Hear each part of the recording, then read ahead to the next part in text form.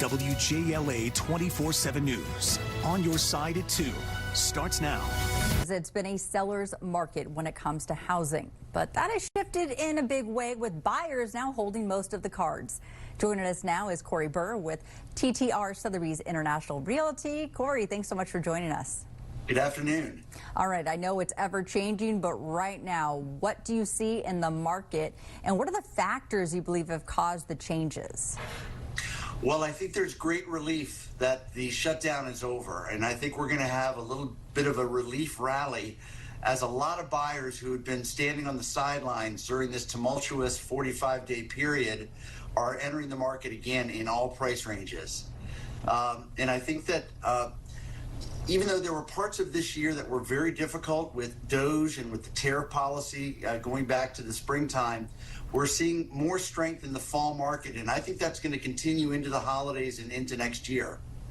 It's interesting you bring up the government shutdown because that really was not top of mind when it comes to buying houses. I mean, you know, people were worried about their paychecks, worried about if they, how long they'd be without a job. But the housing market, you saw a difference there. Well, things got slow for a while when the shutdown took place. And so much of real estate purchasing is a confidence decision. And when people don't have confidence that the federal government is going to function properly, they just decide to wait. And so it's caused a lot of angst on the part of sellers who aren't getting the prices that they were expecting. And the buyers think that they can go in with very low offers.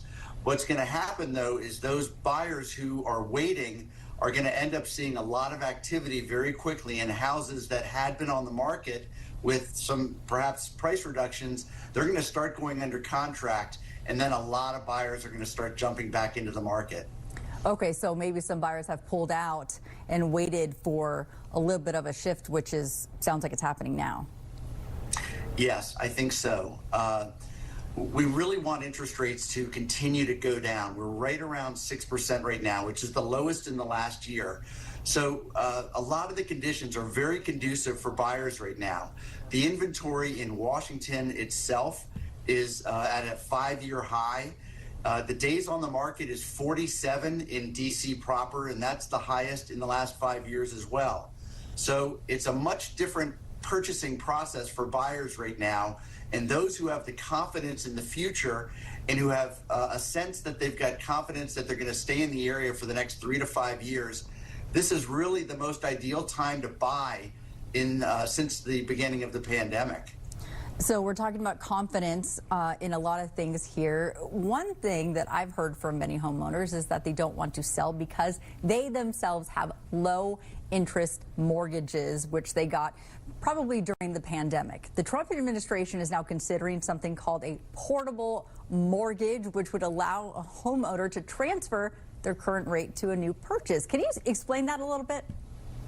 So essentially, yes, so many people have locked in a 30-year fixed during the pandemic in the upper 2s or the 3s or the 4s. And the thought of losing that mortgage to go buy another property and be around the 5.5 range for an ARM or a 6% range for a 30-year fixed is just not very appealing. So those people aren't conducting house purchases the way that they typically have. This portable idea, I really applaud the administration and the government for investigating any idea that will help real estate and our economy. So this portable idea, from what I understand it's still very early and there's a lot of things that need to be worked out. But one would be able to apply this existing mortgage to a new property. The only problem I see with it is if somebody is going to, say, sell a $500,000 property and they've got a $400,000 mortgage and they want to buy up to a little bit bigger house, let's say for $600,000, that's a gap between the $400,000 existing mortgage and the $600,000 purchase. So they're going to have to come up with a way to get that down payment of $200,000, or there's going to have to be a market for second mortgages to make up that gap.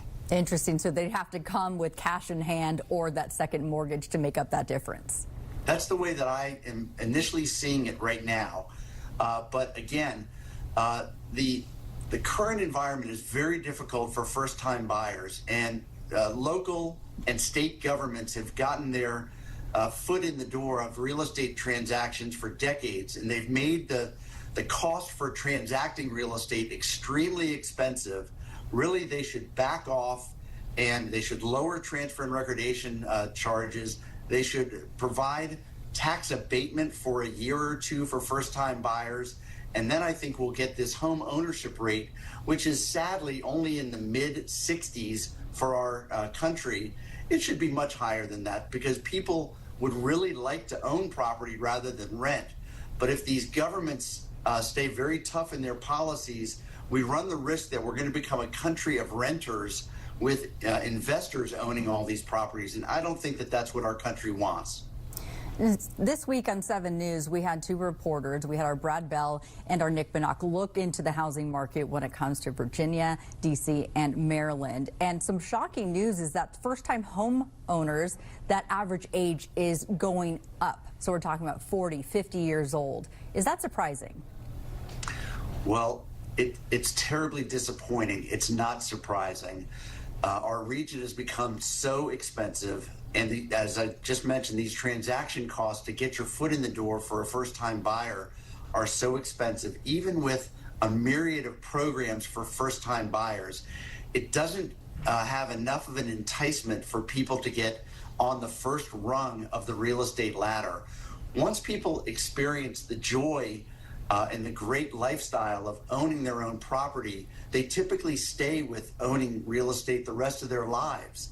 But the fact that we've gone from the median price sort of in the low 30s several decades ago to more into the 40 to 45 year age now, it's just a very disappointing aspect of our marketplace in the region. And when it comes to renting, again, speaking with people in the newsroom who are coming upon a lease, they're seeing those prices increase significantly to stay where they are. Well, that's true. Landlords are taking every opportunity to increase rents around the region. But amazingly, nationwide, rents are subsiding a little bit. And the rental cost makes up a big part of the consumer price index that we get every month from the federal government, except perhaps this last month, because of the shutdown, we might not get it. But having moderating rent is really going to help keep moderate consumer prices, and that hopefully will give the Fed more ammunition to reduce their Fed funds rate. All right, well, we will stay on top of that. Corey Burr, thank you so much for your insight when it comes to the housing market in the DMV. My pleasure.